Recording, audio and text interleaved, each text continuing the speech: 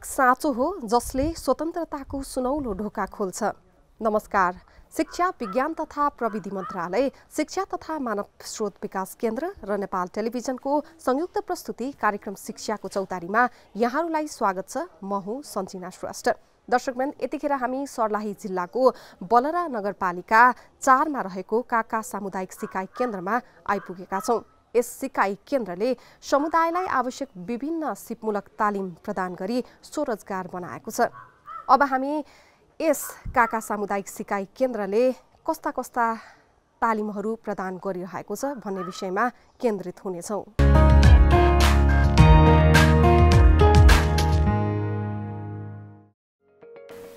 सर्लाही जिल्लाको बलरा नगरपालिका वडा नम्बर 4 का विनोद सिंहको आम्दानीको स्रोत परम्परागत कृषि मात्र थियो। न्यून आम्दानीले घर चलाउन र आफ्ना बालबालिकालाई पढाउन समेत मुस्किल पर्थ्यो। तर अहिले उनको जीवन परिवर्तन भएको छ। उनले मासिक 50,000 आम्दानी गर्छन्। यसको श्रेय उनी काका सामुदायिक सिकाइ केन्द्रलाई दिन्छन्। काका सामुदायिक सिकाइ केन्द्रले हाउस वायरिङको तालिम दिएकै कारण उनको पेसा र जीवनशैलीमा परिवर्तन आएको छ। म तालिम लिएपछि म त पहिला थोडा काम थियो। पहिला यति लाइटको पनि सुविधा थिएन, अब त लाइटको सुविधा भयो। त पहिला चाहिँ त 10-25 हजार रुपियाँमा त काम गर्दैन थियो। घरको मान्छेहरू बुझ्दिनु थियो कि लाइट के हुन्छ, यस्तै भन्दै थियो।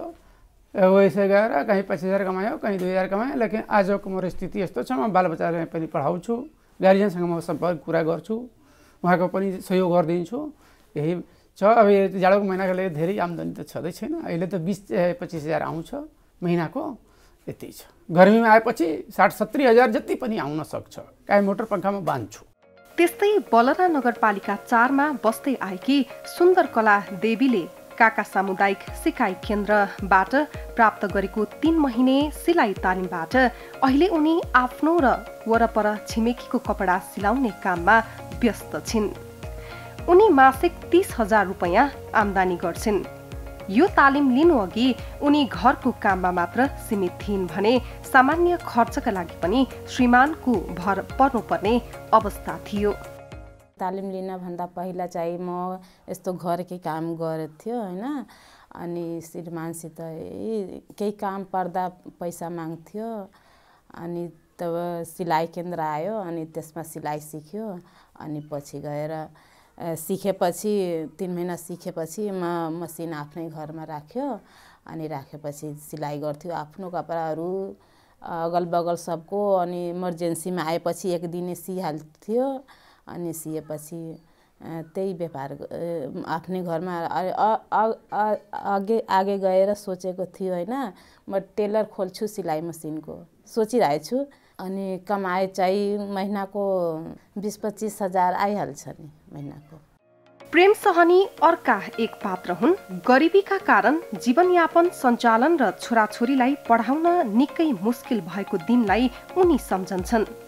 जब उनले काका सामुदायिक सिकाइ केन्द्रबाट बेमौसमी तरकारी खेतीको तालिम लिए, त्यसपछि उनको आम्दानीको स्रोत निकै राम्रो भएको अनुभव सुनाउँछन्। पहले तो हम यही काका सामुदायिक सिकाइ के केंद्र में ये कैली, तो हमरा तो पहले न रहे कुछ। ओकरा बाद में बहुत ये सब्जी उब्जी लगावे लगली, तो वैसे आमदनी भेल। तो मछा पालन कैली, पोखरी ले रही। ओकरा बाद में पोखरी लेला के बाद में तो फिर उ पोखरी करत तुरत में फिर सब्जिए में लागेली। सब्जिए के अपन खैबो करै छी, बेचबो करै छी, बाल बच्चा के पढ़ा भी लिखा में भेज रहल छी। यह सब करते रहल छी। बलरा नगरपालिका वडा नम्बर 4 का धेरै स्थानीय वासीहरू काका सामुदायिक केन्द्रले प्रदान गरेको तालिमबाट सिप सिकेर स्वरोजगार भएका छन्। आफ्नो समुदायलाई के बढी आवश्यक छ त्यसको गहन अध्ययन गर्दै समुदायलाई आवश्यक र उपयुक्त सिपहरू प्रदान गर्दै आएको छ सामुदायिक सिकाइ केन्द्रले। विक्रम सम्वत 2059 सालमा अनौपचारिक शिक्षा केन्द्रबाट यस सिकाइ केन्द्रले स्वीकृति प्राप्त गरेको हो। काका सामुदायिक सिकाइ केन्द्र 2059 सालमा अनौपचारिक शिक्षा केन्द्रबाट यसको स्वीकृति प्राप्त हो। त्यस बेला नै यो कन्सेप्ट जापानबाट आएको हो र अनौपचारिक शिक्षा केन्द्रले पहिलो लौटमा नै यसलाई देशमा जति अहिले 2152वटा जुन सिएलसी छ त्यसमध्ये पहिलो लौटको यो सिएलसी हो र सुरुदेखि यो काम गर्दै आए 17 वर्षसम्म अर्को अध्यक्ष हुनुहुन्थ्यो र त्यसपछि म यतातिर अवकाश प्राप्त भएपछि आएपछि म अध्यक्ष छु र प्रिभियस जुन यो हाम्रो 22 वर्षको रन यात्रा हो त्यसमा मैले विभिन्न सेक्टरमा हाम्रो यसले काम गरेँ र कामको हेराइ देखेर कामको प्रकृति र त्यसबाट पाएको उपलब्धि हेरेर युनाइटेड नेसन 2019मा हामीलाई इम्प्लिमेन्टिङ पार्टनर घोषित गरे। त्यसपछि हाम्रो मेन उद्देश्य के थियो भने यो समाजको के निड छ र त्यो निडलाई कसरी पूर्ति गर्न सकिन्छ, यहीँको समाजसँग सहयोग लिएर, नगरपालिकासँग सहयोग लिएर, अन्य दात्री निकायको नै हो भने सहयोग लिएर त्यसलाई पूर्ति गर्ने। यस क्रममा मैले के देखेँ भने युनेस्को काठमाडौँ अफिस, जो युनेस्को हेड अफिसको फ्रान्सको ब्रान्च अफिस हो, र Nepal national commissioner for UNESCO जो नेपाल सरकारको युनेस्को काज गर्नको लागि अफिस हो, यो दुवैले हामीलाई धेरै सहयोग गरे। साथै आसमा नेपाल जो धनुषामा एउटा छ त्यसले पनि हामीलाई धेरै सहयोग गरेर हामी धेरै थरीका काम गरे। जसरी सिप सिकाइतिर सर्ट टर्मको हामी सिक्सिफाईको काम गर्दै गए, जस्तै टेलरिङको भयो, हाउस वायरिङको भयो, अफ सिजन भेजिटेबलको भयो, त्यस्तै अरू सानो सानो जो 15 देखि 1 महिनाको तालिम थियो त्यसको धेरै काम गरे। छोटो अवधिको सिप जसले तुरुन्तै आम्दानी दिने सिपमूलक कार्यक्रम गर्दै आएको काका सामुदायिक केन्द्रले अहिले दीर्घकालीन सोच राख्दै प्राविधिक शिक्षाका लागि गरिब तथा योग्य बालबालिकालाई छात्रवृत्तिको सहयोग कार्यक्रम अगाडि बढाएको छ। बलरा बहुप्राविधिक शिक्षालयमा हाल 11 जना विद्यार्थीले छात्रवृत्तिमा अध्ययन गर्ने मौका पाएका छन्। यस भेगका अलिकति कम आम्दानी हुने अथवा विपन्न परिवारका छोराछोरी भाइ बहिनीहरूले पनि प्राविधिक शिक्षा आर्जन गर्न सकुन् भन्ने एकदम पोजिटिभ सोचाइका साथ उहाँहरूले 11 जना, हाम्रो यो नगरपालिकाको 11 वडाहरू छ, 11वटै वडाबाट एक जना विद्यार्थीलाई उहाँहरूले छात्रवृत्ति प्रदान गर्ने हामीसँग सम्झौता गर्नुभएको छ र सोही हिसाबले यो 2079 यो शैक्षिक वर्षदेखि त्यो लागू भइसकेको हो र यो संस्था रहन्जेल अविच्छिन्न रूपमा चलिरहने भन्ने हाम्रो एग्रिमेन्ट हो। जसले स्कलरसिप पाउँछ, जसले यो सुविधा पाउँछ, यो सुविधाको सही सदुपयोग होस् त्यो कुरोलाई पनि हामीले मध्यनजर गरेर हामीले केही शर्तहरू पनि राखेका छौँ। जस्तै कम्तीमा त्यो विद्यार्थी जसले काका सामुदायिक सिकाइ केन्द्रबाट यो पाउनु भएको छ स्कलरसिप, त्यो विद्यार्थी कम्तीमा नम्बर अफ सब्जेक्ट, सपोज 10 वटा सब्जेक्ट छ भने मिनिमम 5 वटा सब्जेक्टमा उसले पास भएकै हुनुपर्छ, बल्ल उसको कन्टिन्यू हुन्छ। त्यस्तै मिनिमम उसको 80% हाजिरी भएकै हुनुपर्छ। टोटल कन्डक्टेड क्लास कति भयो त्यसमा 80% मिनिमम उसले हाजिर भएको हुनुपर्छ र कम्तीमा 50% उसले सब्जेक्ट पास गरेको हुनुपर्छ। यो हामीले किन राख्यौँ त भन्दाखेरि ताकि विद्यार्थीमा एउटा पाइरहेको सुविधाबाट वञ्चित नहों भन्ने उद्देश्यका साथ पनि त्यसले गर्दा पनि यिनीहरूलाई पढ्नमा अलिकति एक्टिभ गराउँछ कि भन्ने हाम्रो सोचाइ हो। कम आम्दानीका कारण पनि प्राविधिक शिक्षा प्राप्त गर्ने मौका पाएकोमा अविनाश यादव खुसी व्यक्त गर्छन्। उनी अहिले बलरा बहुप्राविधिक शिक्षालयमा सिभिल इन्जिनियरिङको फर्स्ट सेमेस्टरमा अध्ययनरत छन्। सबभन्दा पहिला त हामी किसानको छोरा, हामीलाई पढ्न नसकिने, तर यो काका समुदायलाई हामीलाई 50% डिस्काउन्ट दिएर धेरै सुविधा दियो। अब घरमा हामी बुवाआमाले खेती गर्छ, खेतीबाट पैसा हुन्थेन, तर यो समुदायले 50% डिस्काउन्ट दिएपछि त्योबाट राम्रै फाइदा भयो। हामीले नि हाम्रो गाउँमै पढ्न पायो। सर्लाहीको बलरा नगरपालिकामा स्थानीय वासीहरू धेरैजसो बज्जीका भाषाको प्रयोग गर्दछन्। आफ्नो स्थानको मातृभाषा, सभ्यता र संस्कृतिको संरक्षणको दायित्व पनि काका सामुदायिक सिकाइ केन्द्रले लिएको छ। हाम्रो मातृभाषा बज्जीका हो र बज्जी हाम्रो त्यसमा लेखिया छ कार्यमा कि हाम्रो सभ्यता र संस्कृतिको संरक्षण गर्ने पनि दायित्व हो सिकाइ केन्द्रको। त्यस अन्तर्गत हामी मातृभाषा र धेरै प्रश्रय दिए।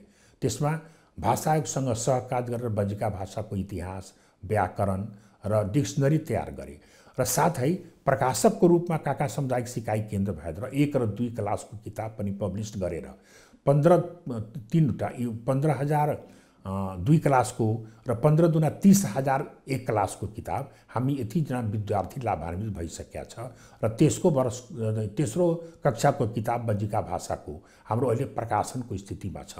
त्यसकारण यस वर्ष जो शैक्षिक सत्रको सुरुमा 3वटा विषय हामी स्कुलतिर प्रयोग गर्न लागेका छौँ। त्यसकारणले यो हाम्रो मातृभाषाको संरक्षण र सम्वर्धन गरेर हामी आफ्नो जुन सभ्यता संस्कृति हो त्यसको जानकारी दिएर साना साना बच्चाहरूलाई विदेशी कुरा मात्र सिकाउँछ, त्यहाँ हामी आफ्नो कल्चरको कुरा सिकाएर हाम्रो सभ्यता संस्कृतिको विकास हुन्छ र मातृभाषाको सेवा हुन्छ। लङ रनमा हेरौँ भने यो काम भइरहेको छ र हाम्रोहरू धेरै द्रुत गतिले किन हुन्छ भने हाम्रो 5वटा यहाँ समिति छ, शिक्षा समिति, कृषि समिति, स्वास्थ्य समिति, वातावरण समिति र युवा परिचालन समिति। यी सबै मिलाएर सबै जति रिटायर व्यक्तिहरू छन् युवा बाहेक त्यो सबैले सबै समितिमा राखेका छु। त्यो जो काम गर्नुभएको छन् त्यसको अनुभवले हामी यहाँ मिटिङ गर्छौँ, त्यहाँ आइडिया दिनुहुन्छ, यो क्षेत्रमा हामी काम गऱ्यो भने अझ सक्सेस हुन सक्छौँ। त्यसको प्रयोग गरेर हामी फेरि कहिलेकाहीँ वहीँ कोही न कोही व्यक्ति त्यसै आफैबाट म नै डोनेट गर्छु, यो कार्यक्रम चलाउनुहोस् न, त्यो किनभने रिटायर हो, सबै पेन्सनधारी हो। त्यस कारणले हाम्रो समूहको जो सहयोग, हाम्रो कमिटीको, नगरपालिकाको र हाम्रो निजी आम्दानी पनि छ, हामीसँग भाडा छ, हामीसँग ट्रेनिङ हल छ, यिनीहरूको आम्दानीबाट पनि हामीले के गर्छ भने समय समयमा यो समाजको जो निड हो त्यसको पूर्तिको लागि हमेसा काम गर्दै जान्छौँ। काका सामुदायिक सिकाइ केन्द्रले विभिन्न विषय र क्षेत्रका पुस्तकहरूको व्यवस्थित पुस्तकालयको समेत व्यवस्थापन गरेको छ। तर यस पुस्तकालयमा युवाहरू भन्दा वृद्धहरूको संख्या धार्मिक पुस्तक अध्ययनका लागि यहाँ आउने गर्दछन् भने केही किसानहरू बाली नालीमा लाग्ने रोग किराको उपचार सम्बन्धी जानकारीका लागि पुस्तकहरू अध्ययन गर्न आउँछन्। समुदायलाई आवश्यक शिक्षा, कृषि, वातावरण लगायतका विषयमा यस सिकाइ केन्द्रले समिति नै गठन गरेको छ, जसमा रिटायर एवं अनुभवी व्यक्तिहरूको समूह बनाएर विभिन्न क्षेत्रमा कामहरू समेत हुँदै आएको छ। यस केन्द्रको आफ्नै निजी आय स्रोत छन्। काका सामुदायिक सिकाइ केन्द्रले समाजमा पुर्याएका योगदानहरू निकै सराहनीय छन्, जुन अन्य सामुदायिक सिकाइ केन्द्रका लागि सिकाइ स्रोत बन्न सक्छ।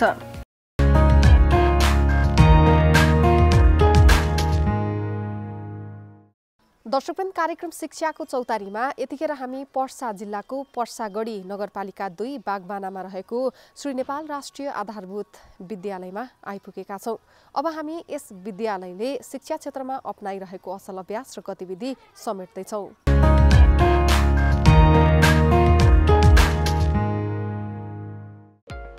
पर्सा जिल्लाको सदरमुकाम वीरगञ्जदेखि 22 किलोमिटर उत्तरी दूरीमा रहेको पर्सागढी नगरपालिका थारू बाहुल्यता भएको क्षेत्र हो। यस क्षेत्रका बालबालिकालाई गुणस्तरीय शिक्षासँगै एक चरित्रवान व्यक्तित्व निर्माण गर्ने उद्देश्य लिएर अगाडि बढेको सामुदायिक विद्यालय मध्ये एक हो श्री नेपाल राष्ट्रिय आधारभूत विद्यालय। पर्सागढी नगरपालिका वडा नम्बर 2 मा रहेको यस विद्यालयको स्थापना विक्रम सम्वत 2017 सालमा भएको हो। हाल यो विद्यालय बालमैत्री विद्यालयको रूपमा आफ्नो पहिचान बनाउन सफल भएको छ। यो वडा नै बालमैत्री घोषणा भइसकेको अवस्था छ। पर्सागढी नगरपालिकाको पहिलो हाम्रो यो वडा घोषणा भइसकेको अवस्थामा हामी यहाँ चाइल्ड फ्रेन्डली दृष्टिले यहाँ भयरहित शिक्षा दिने, बच्चाहरूलाई भयरहित पढ्ने वातावरण हामीले सिर्जना गर्छौँ। बाल विकासमा प्रवेश गरेको नानी बाबुलाई हामी एउटा असल, एउटा चरित्रवान व्यक्तित्व निर्माण गर्ने उद्देश्य लिएर अब त्यसमा हामीले शिक्षा, अनुशासनदेखि लिएर व्यक्तित्व विकासदेखि लिएर उसका चौतर्फी विकास, हैन, शारीरिक, मानसिक, सामाजिक दिएर संवेगात्मक विकासका रहेर हामी नेपाल सरकारले जुन कायम गरेका जुन पाठ्यक्रम छ त्यो पाठ्यक्रममै रहेर हामीले शिक्षण सिकाइ प्रक्रियामा रहेर उनलाई एउटा चरित्रवान, एउटा नागरिक तयार गर्ने हाम्रो मुख्य उद्देश्य हुन्छ। बाल विकासदेखि 8 कक्षासम्म अध्यापन भइरहेको यस विद्यालयमा 364 विद्यार्थी अध्ययनरत छन्। विद्यार्थीको प्रवेशसँगै एसेम्ब्लीमा विद्यार्थीलाई शारीरिक व्यायाम र मानसिक रूपमा सक्रिय बनाउनका लागि विषयगत शिक्षकहरूको प्रश्न र विद्यार्थीको सही उत्तरमा प्रोत्साहन स्वरूप चकलेट प्रदान गरिने हुँदा विद्यार्थीहरू अध्ययनमा थप उत्साहित देखिन्छन्। विक्रमसम्म 2075 साल भदौ 29 गते वडाभित्र यस विद्यालय बालमैत्री घोषणा भइसकेको छ। खेल्दै सिकाउने शैलीले अध्यापन गराइने हुँदा विद्यार्थीहरू रमाएर अध्ययन गर्छन्। कक्षा कोठामा विद्यार्थीलाई सृजनात्मक बनाउनका लागि शिक्षकहरूको मेहनत र विद्यार्थी शिक्षकको सुमधुरता देख्न सकिन्छ। दण्ड होइन, पुरस्कारको वातावरणबाट अध्ययन गराउने मान्यता राखेको यस विद्यालयले व्यवस्थित कक्षा कोठा, आइसिटीको प्रयोग, अन्तर्क्रियात्मक ढङ्गबाट अध्यापन गराउनुका साथै विद्यार्थीको चौतर्फी विकासमा समेत विशेष ध्यान दिँदै आएको छ। यो स्कुलमा सबैजना मिलेर बस्नुहुन्छ। सरले पनि राम्रोसँग पढाउनुहुन्छ। अब हामीले नबुझेको कुरा हुन्छ नि, सरले प्रोजेक्टरको माध्यमबाट हामीहरूलाई सिकाउनुहुन्छ र म्यामहरूले पनि हामीहरूलाई बुझिदिनुहुन्छ र हामीहरूलाई अब नबोल्न सकेको कुराहरू जिज्ञासा पेटीमा पनि हाल्न सक्छौँ। हामीहरूलाई कस्तो व्यवहार गर्नुपर्छ र साथीसँग कस्तो व्यवहार गरेर बस्नुपर्छ भनेर पनि सिकाउनुहुन्छ। नबुझेको कुरा सबै बुझाइदिनुहुन्छ, पहिला पढाउनुहुन्छ अनि नबुझेर फेरि जतिचोटि नआए त्यतिचोटि बताउनुहुन्छ, सबै कुरा राम्ररी बुझाउनुहुन्छ। व्यवस्थित कक्षा कोठा, अपाङ्ग मैत्री भौतिक संरचना, पुस्तकालय, आइसिटीको प्रयोग, सफा शौचालय, पिउनका लागि पानी, प्राथमिक उपचारका लागि प्राथमिक उपचार कक्ष, खेल्नका लागि मैदानको व्यवस्था, खाजाको व्यवस्था विद्यालयले गरेको छ। यस विद्यालयमा 4वटा गाउँका विद्यार्थीहरू अध्ययनका लागि आउने गर्दछन्। कक्षा कोठा व्यवस्थापनको सवालमा हामीले ग्रेड टिचिङको व्यवस्था पहिला थियो। हामीले सुरुमा हामी 67-68मा हामीले चाइल्ड फ्रेन्डलीको जुन एउटा कन्सेप्ट आयो, हामी ग्रेड टिचिङ 1 टिचर 1 ग्रेडलाई हामी दिनभरि पढाउने, हामीले 1 to 3 सम्मको त्यो किसिमको हामी सिटिङ एरेन्जमेन्टदेखि र टिचिङ लर्निङ र इक्विपमेन्ट जुन मेटेरियलहरू छ त्यो अनुसार हामी व्यवस्था गऱ्यौँ। र माथिको क्लासमा सब्जेक्ट टिचिङको हामीले व्यवस्था छ। त्यसबाहेक पनि एक्स्ट्रा करिकुलरमा हाम्रो जस्तै एक्स्ट्रा एक्टिभिटीमा स्पोर्ट्स छ, अनि क्विज कन्टेस्टहरू भयो, डिबेट प्रोग्रामहरू भयो, त्योहरू पनि हामीले विकली प्रोग्राम हामी गर्छौँ। हाम्रो अर्ली एउटा प्लान पनि छ, अर्ली प्लान अनुसार पनि हामी गर्छौँ। फिल्ड ट्रिपमा शैक्षिक भ्रमण पनि हामीले राख्ने गर्छौँ। त्यसबाहेक भर्खरै हामी साउन महिनामा आइसिटी कन्सेप्ट लिएर पालिकाबाट 5,30,000 हामीलाई पैसा आएको थियो। त्यो पैसाबाट हामीले 10वटा कम्प्युटर वितरण सकेका छौँ साउनमा। र हामी भर्खरै यो आइसिटीको चरणमा नानी बाबुहरूलाई परिचय दिँदै, पहिला त हाम्रो आइसिटीको बारेमा हाम्रो थ्योरी क्लास 6, 7, 8मा थियो र प्र्याक्टिकल हामीसँग नभएको अवस्थामा त्यो महसुस गर्दै पालिकासँग समन्वय गर्दै अहिले हामी आइसिटीको क्लास पनि सुरु गरिसकेका छौँ। हामीले पढाउने शैली र शिक्षाका लागि आवश्यक वातावरण भएकाले अभिभावकको रोजाइमा यो विद्यालय पढ्न सफल भएको छ। म पहिला पर्सा रेम्बोमा पढाइरहेको थिएँ। त्यहाँ 3-4 सम्म पढ्यो, त्यहाँ केही आएन, तिनीहरूलाई सोद्धा केही पनि आउँदैन थियो। त्यही भएर म यहाँ पढाएँ। यहाँ पढाउँदा त अहिले राम्रो छन् र राम्रै पढेर यहाँबाट पास गरेर गयो जेठी छोरी, र म अहिले चाहिँ यही 7मा पढिरहेको छु। अहिले सरकारी स्कुलमा पढ्दाखेरि अगाडि त्यो मिल्न पाउँछन्, त्यो जागिर पनि पाउँछन्। सरकारी स्कुलमा इक्जाम दिँदाखेरि पढ्दाखेरि म्याडम त खेलाउँछ पनि, पढाउँछ पनि, टिप्पणी हेराउँछन्, एलसिडी खोज्छन्। प्रधानाध्यापकको नेतृत्व, विद्यालय व्यवस्थापन समितिको सक्रियता, वडाको सहयोग, दक्ष शिक्षकहरूको मेहनत, विद्यार्थी र अभिभावकको साथले यो विद्यालयको पहिलाको तुलनामा शिक्षा र भौतिक संरचनामा सबल हुँदै गएको छ। जुन हाम्रो स्कुलको नाउँमा जग्गाहरू छन्, लगभग 8 बिघा जति जग्गा छन्। निजी स्रोतलाई हामी तलब खुवाउने त्यही जग्गाबाट हुन्। त्यो जग्गाको लगभग 12-13 वर्षदेखि त्यसका बाली उठेका थिएन। यो 4 महिनामा तगादा गर्दा गर्दै हामी लगभग सबै उठाउन सफल भएका छौँ। ल एकजना जति बाँकी होला, अरू सबै उठाइसकेमा। दोस्रो प्राथमिकता अब यो यसै 20 गते हामी बैठक राखेका थियौँ तपाईँको टिचर अनि प्लस के अरे व्यवस्थापन समिति बसेर छलफल गरौँ भनेर एउटा पढाइको मामलामा अब के गर्दा राम्रो हुन्छ भनेर सरसल्लाहको लागि हामी तयार छौँ। विद्यालयको मेहनत र उपलब्धिप्रति वडा पनि सकारात्मक देखिन्छ। विद्यालयलाई शिक्षाका लागि आवश्यक पक्षमा समेत वडाले साथ दिँदै आएको छ। हाम्रो त अब पर्सागढी नगरपालिकामा हामी अहिलेसम्म सबभन्दा त नमुनेको रूपमा हामी लिइसकेको छौँ। यो साल 4 लाखको हामी वाडाबाट निकास दिएको छौँ। वाडाबाट 4 लाख रुपियाँ अब शिक्षकको लागि तलब खोल्नको लागि हामी दिएको छौँ। पठन पाठन सँगसँगै विद्यार्थीहरूको चौतर्फी विकासका लागि विभिन्न अतिरिक्त क्रियाकलापहरूमा समेत सक्रिय बनाउनका लागि उपयुक्त वातावरण विद्यालयले सिर्जना गरेको छ।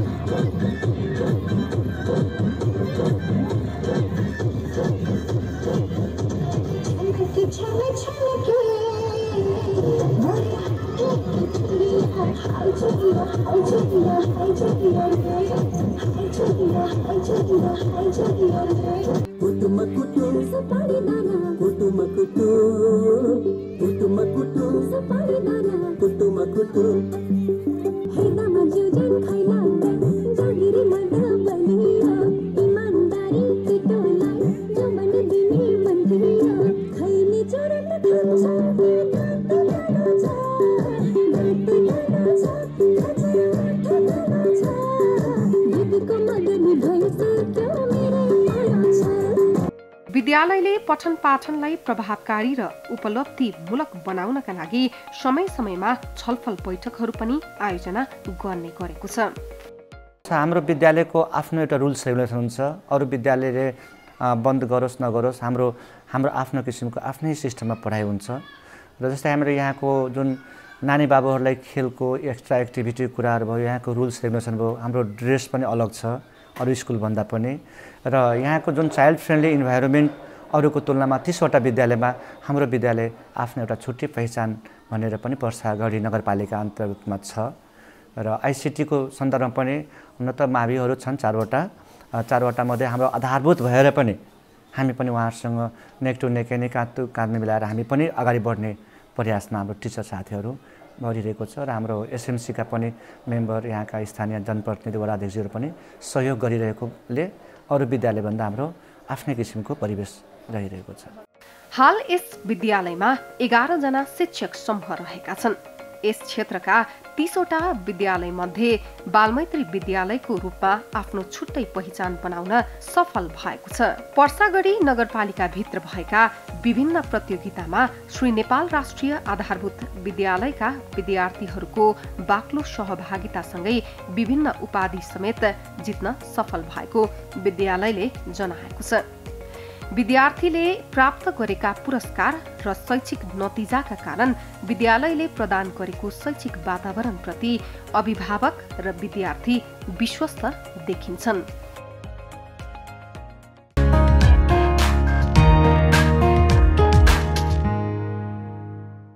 दर्शकबिन, एउटा विद्यालय सफल बन्नका लागि विद्यालय परिवार, अभिभावक, विद्यालय व्यवस्थापन समिति र विद्यार्थीहरूको उत्तिकै ठूलो भूमिका रहन्छ। शिक्षा विज्ञान तथा प्रविधि मन्त्रालय, शिक्षा तथा मानव स्रोत विकास केन्द्र र नेपाल टेलिभिजनको संयुक्त प्रस्तुति कार्यक्रम शिक्षाको चौतारीको आजको निर्धारित समय यही सकिएको छ। नेपाल टेलिभिजन हेर्दै गर्नुहोला। नमस्कार।